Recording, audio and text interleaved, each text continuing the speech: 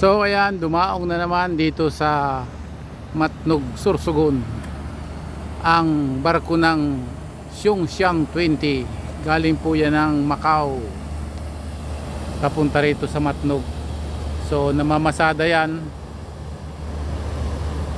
Macau to Matnog, Sorsogon.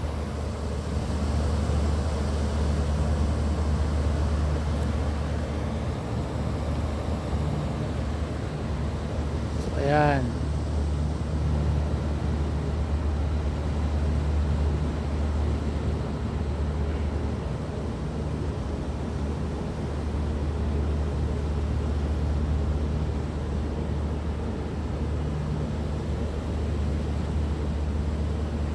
So ayan, nakadaong na po dito sa Matnog, Sorsogon yung pamasada na bus, pero dumadaan siya sa tubig.